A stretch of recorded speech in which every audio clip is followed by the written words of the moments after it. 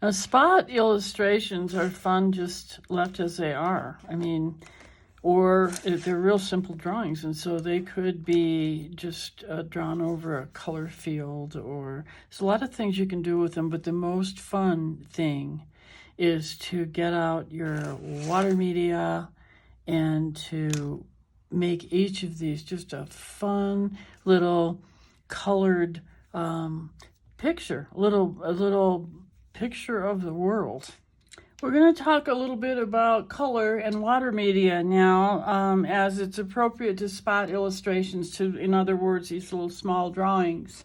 I have a larger set of watercolor pans at the moment than I had in my other class films. I have a number 2 round pointed brush, and that's easy to get in small areas with. I have a water brush. I have watercolor pencils. I have markers. I'm not bragging here. This is what is available to me to choose from at my desk. And you don't need to have all of this. You can use any one of them, none of them, all of them. But I have markers with a flexible brush tip. These are water soluble, so I have to be careful with that. And with a stiffer brush tip. And so I just want to point out why you would choose one over another in certain situations. Now, we already went over the idea of the use of the control color of a watercolor pencil in doing things like having suggested color around the edge of something and leaving the middle white. So we know that already. And I'm going to speak about what we call our vignetting, which uses a water brush and the point of a watercolor pencil, just like it's a palette, and washes color out into nothing, like a vignette. And this can be used with any spot illustration. The thing is, though, you don't have to. You'll hear people out there that no matter what you draw, they'll go, oh, it needs to be grounded. It needs to be on something. It needs to have shadows. Well, no, it doesn't. It depends on what you're doing. And there's a lot of spot illustration in this world, which means there's nothing at all behind it. It is what it is.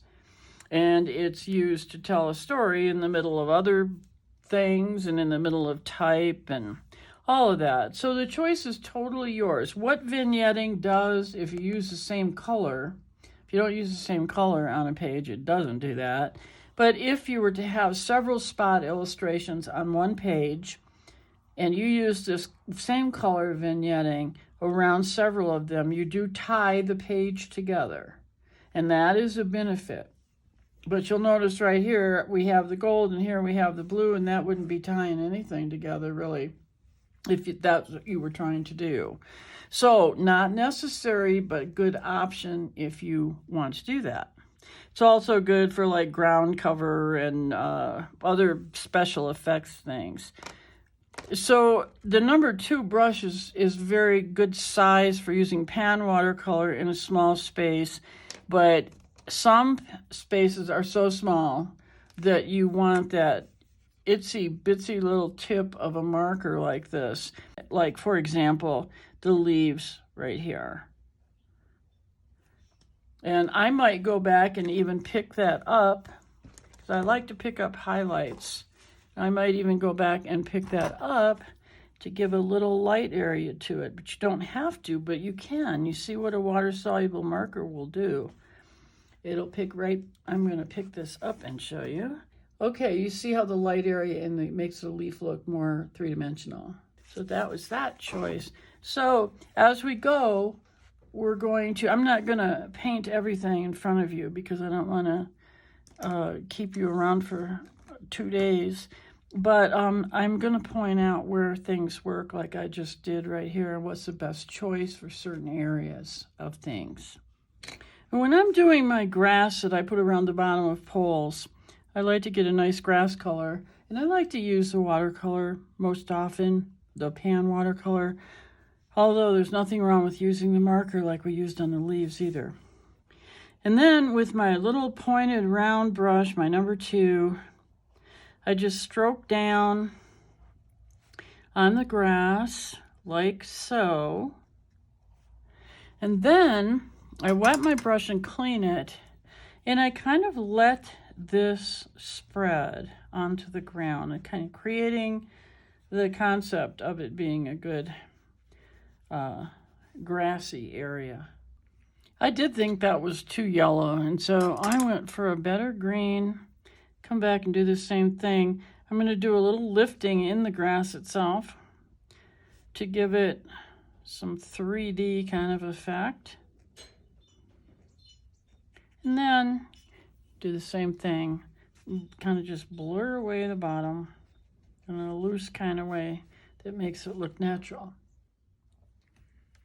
So the green here is done 2 different ways. This bottom was done with the small brush and the pan color of green, and the leaves were done with that marker with a little fine tip. Both were lifted with the brush. Now I'm going to tell you what I almost always do for wood, and that is I almost always use a raw sienna. It just makes a beautiful wood color, and again, it lifts beautifully, and it gives you a nice finished wood texture.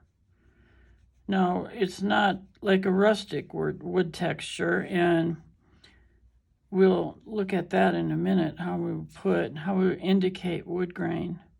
But on this one, I'm just going to say this is nice, smooth wood, and it has been varnished even. I'm even going to say that.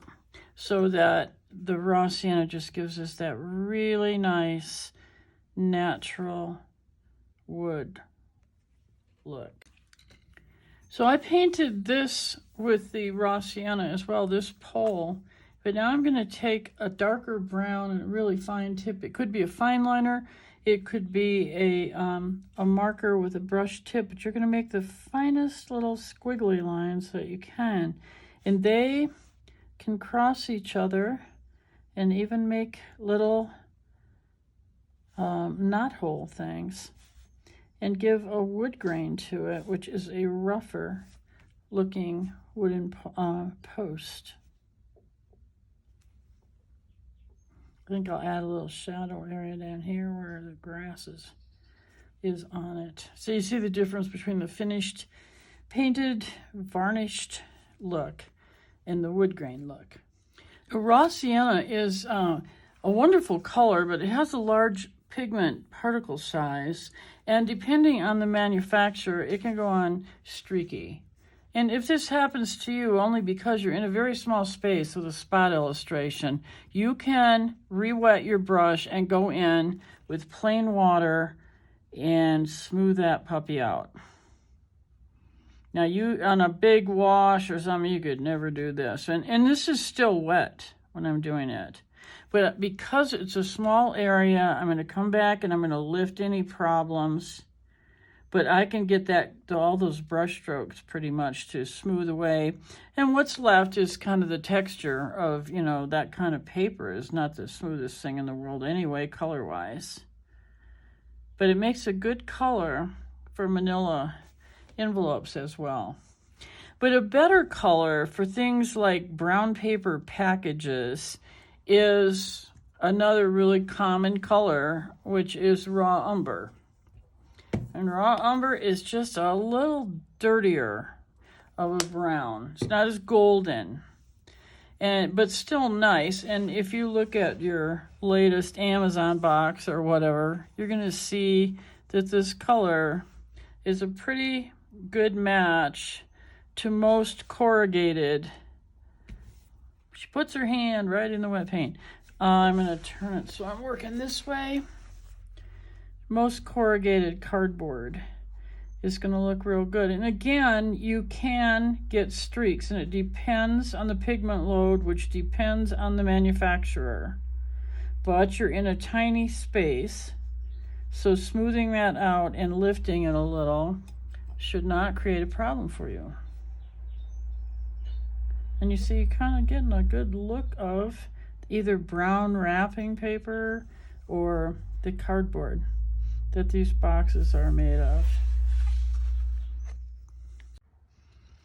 So I have, I've used my raw sienna and my burnt umber in a number of places. And now let's talk about what we want to do when we want to use a gray for metal, because my mailboxes are gray metal.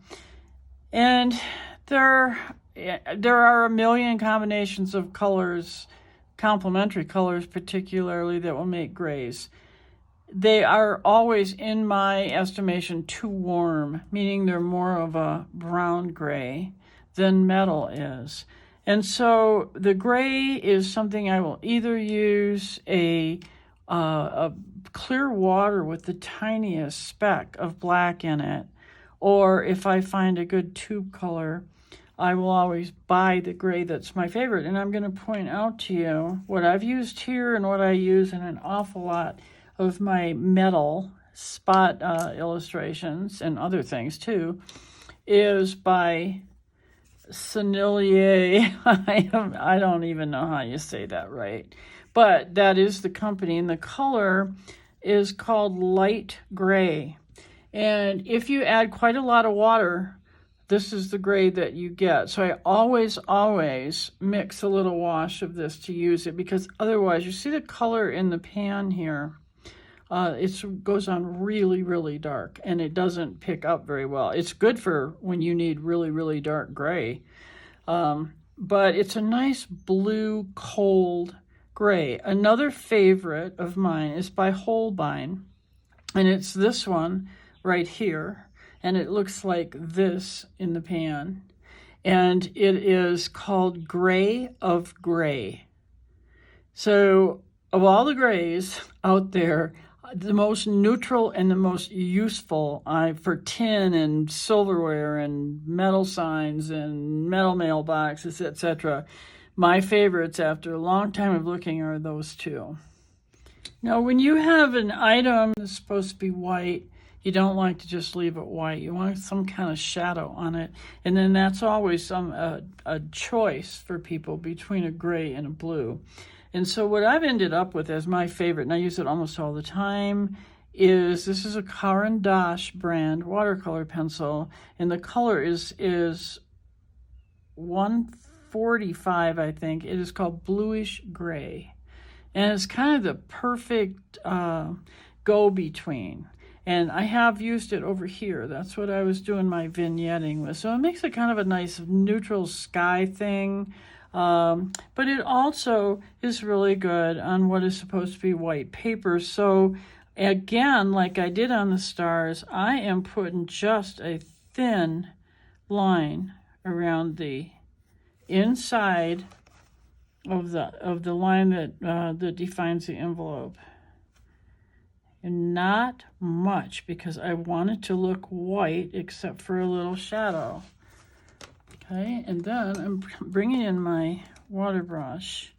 And again, as we spoke about before, I'm going to wet from the white middle where there's no pigment into the sides.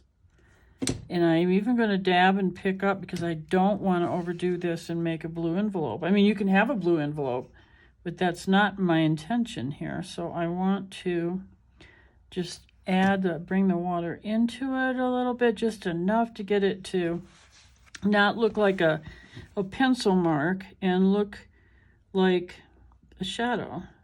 And when you start to get a little bit of too much, like it's going along like a bead at the front of your brush, you want to pick that up before it spreads out into the white. If you see any color going out into the white, take your water brush and pick it up. Dry it on a paper towel and pick up more. And there you have a white envelope, but it's so much more interesting than just a plain leaving the paper white to do that job for you. So that's pretty much my clues for this page. I intend to actually do a little landscape on my postcard. I'm looking at color balance. I added... Off camera, I added a star in a pocket here, and that's probably going to be a blue denim color. And my imaginary friend, Dear Me, showed up when I was doing this, and she loved this idea because she feels like that most of the time. And she's always a real brilliant yellow with a little orangey added around the edge, wet on wet technique. So I'm going to have that color here and here and here, and there's my balance on that. Over here, there will be gray and gray and gray, and it'll be echoed by, you know, the blue-gray on these. There will be green and green and green and green, so that's all echoed. We have our wood of the raw sienna, and we have our envelopes, so that's echoed. And then our little accents, my little signature bird showed up too, out of the blue. He's been my signature for all of my life, actually, but he or she, because, well, he's are more are more fancy in the bird world. But all of a sudden, there's these curly tail feathers and stuff happening. You never know about imaginary friends and little signature birds. They do things because they just feel like it. At any rate, there's going to be a highlight of red in this page, too. I have an apple here. I have the flag on the mailbox. And I will also put the red in not all of the flowers. Some of them I'm going to make a kind of a golden yellow that'll bring this page over to this page. And these are not necessarily, you wouldn't necessarily fill a sketch page with all that mail. That's just because of the lesson. But you might have a number of spot illustrations on a sketch page. And in that case, you want to tie the page together with an echo of color. So every color that you use on a page should be somewhere else, at least one other place in the page. The eye sees a color, like red, and it looks for other red. Okay, so it's going to come down and it's going to see this. And then if I have some red like that heart, it's going to come over here. And what you're trying to do always is to move the viewer's eye around within your page and not get bored and go away and go out the edges. So color balancing, color echoing is a really big part of making that happen. Now on this page, I have a few things to point out to you. And one is how to paint a flame. I was going to say a burning flame, but you really sort of don't need the word burning there, because a flame would be, wouldn't it? Okay. So I've got my thin brush, and you can really do this with the markers or anything too, but you start out by painting the shape of the flame in a nice bright yellow. And that's what I'm going to do with this one right here. Now while it is still wet, pick up any excess yellow that you've got there.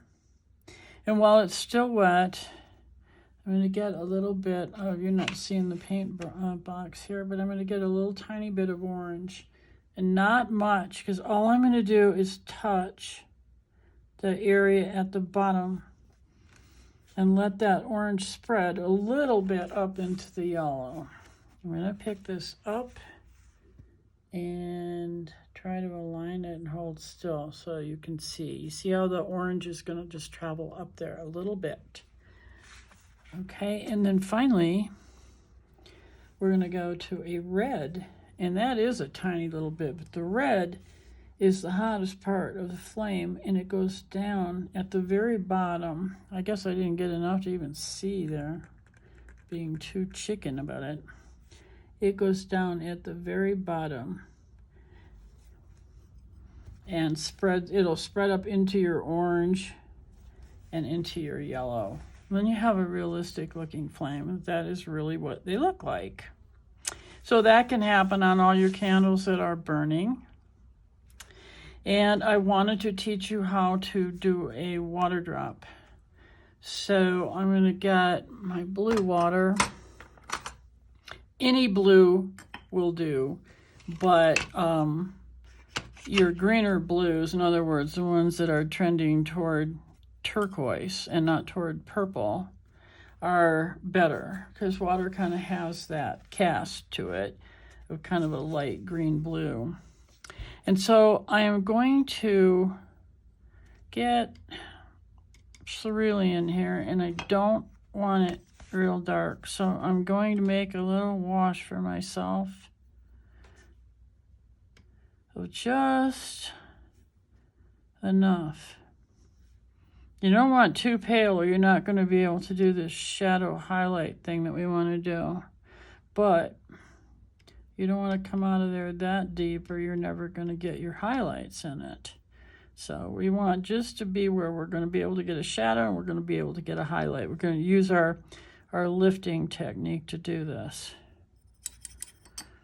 And this is a poor man's water drop. I mean, you can find lessons on YouTube that, like, wow, you can really paint a realistic water drop. But we just want to look like it, you know? We're not going to win any contests, but we want to look like it. So we're going to paint the whole shape with our wash of our kind of turquoisey blue. This is, like I said, this is cerulean, and I think it's Winsor Newton or Codman or something. All right, and then where a water drop has a highlight, depending on where the light's coming from, but I'm going to say it's coming from over here. So where it has a highlight is on the fat part. The part where it gets fat is the part where the light hits. Isn't that cool? Now it already looks like a water drop. But we're going to do one more thing, two more things. We're going to keep that white because the blue is going to want to run back into it. And there's a little reflective highlight right there because water is transparent, you know. So we got our reflective one, we got our real one. I don't like that piece of blue there. And then when this is dry, we're going to take some white paint or a white paint pen, and we're going to put just a real white highlight just about there. Now, when you're doing your tiny water drops, you don't need any of that. What I do on tiny water drops, I just paint them and hope I don't go out of the lines. And the blue kind of goes to the bottom of the drop. And I blot my brush and I just help that out a little. I just pick that part up so that it looks a little bit light and dark. But not any detail because it's so darn tiny. So there's that one. And your wash will already be wanting to flow to the bottom of it. And so you just grab that. And there you have raindrops and big water drops. The stick on your match can be like a yellow ochre, or a yellow ochre is another good wood color for that kind of light balsa-y wood. Your match had whatever color you want, and then that's white at the top. And then these are white, so I'm going to do the envelope thing on them with just a little blue tinge. And then I think I would use one of my wood colors, maybe yellow ochre. Here's yellow ochre in this paint box, and that kind of would be the color of a stick on a Q-tip or on a match, I'm thinking. So maybe I'll be doing that. Yellow ochre is also what I use for the hair on a paintbrush. It's usually natural hair, and unless unless it's like this, in which it's quite a darker brown, which you can make up your mind. But a lot of synthetic brushes have a kind of they call it golden tack line. But really, we can fake it with a little yellow ochre. And so paint the part of the brush that does not have the paint on it. Now go right up to that. You can do this on pencil leads too. The same color kind of works.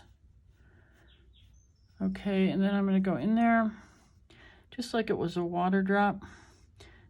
I'm going to wet and I'm going to pick up. Now, yellow ochre is a very granulating color. It lifts beautifully. So you can get your texture there. And you notice that I have added a few little suggested hairlines in my brush, and you can do that too. Just remember this is a curved shape, so don't put straight lines. You always got to follow the shape of the object with your lines that are telling the shape of the object. So if this line starts like this here, and you want more down here, it's got to follow on. Even if there's a skip between the two, it's got to follow on.